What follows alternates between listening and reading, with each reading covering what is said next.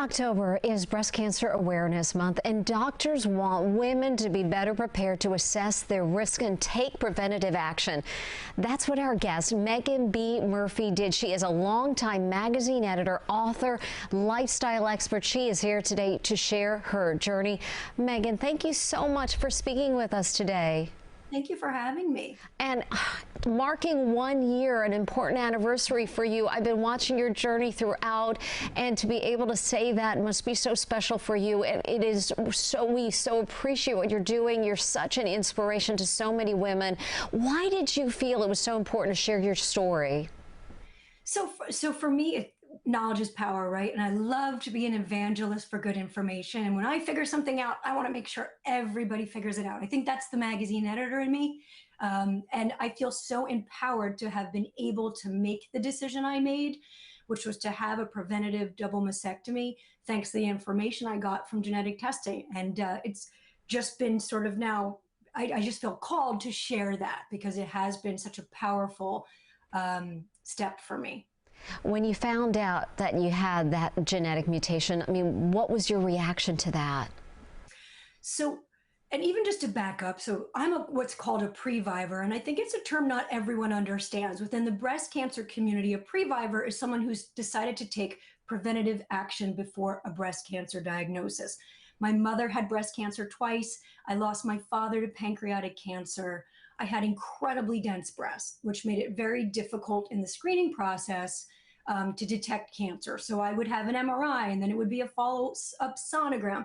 Ultimately, we found a lump, and luckily it was benign. But it was at that point where my breast surgeon said to me, we need a complete picture of your health. We need to know what we're dealing with here. And that's when she ordered in vitro genetic testing. And that testing revealed that I had a change in the DNA of my CHEK2 gene. People know a lot about BRCA1 and BRCA2, but not many people, including myself, had heard of this variation, this CHEK2 gene variation. And so my husband and I then sat down with a genetic counselor, and it was incredibly eye-opening because when I looked at my family history, this genetic information, my history of a lump and my dense breasts, it became very clear to me that I wanted to be as proactive as possible. I have 3 kids. I've seen what chemo and radiation and all the things looks like, and it was just so incredibly empowering to be able to make the decision before my body made the decision for me. A previvor, that really is a term we need to share very loudly. And wow, what an incredible story. What was some of the personal advice that you got on the recovery that really helped you through, that maybe you can share with somebody who might be going through the same thing today? Sure. I talk a lot now about the brilliance of resilience, and some of the things that really helped me was finding a resilience mentor. I wound up finding a woman who also had the CHEK2 variation, who had gone through the same things I had gone through. And I looked to her to know that in my hardest days after a double mastectomy, that someday it would be easier and someday it would get better.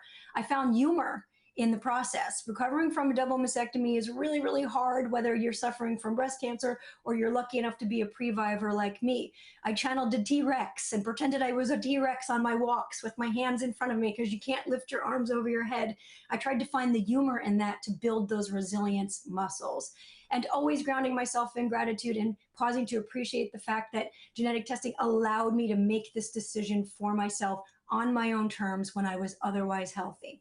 Meaghan, as you were speaking, we were showing some of your viral videos, and I know they made me giggle throughout, and boy, just inspiring us throughout your journey. So doctors are reminding Americans this month that it's so important to be screened annually, and really no matter the age. So what's your message to young women in particular here? I think we have to be having more conversations with our doctors. We have to be really, really open about our breast health, our sexual health. We need to talk about whether or not genetic testing may even be an option for us, right? I mean, these were conversations I hadn't had before. And if my breast surgeon didn't say to me, hey, listen, we need this full, complete picture of your health, I would have never been armed with that information. I would have never been able to take control of my health And I just think it's really, really important to be as proactive as possible.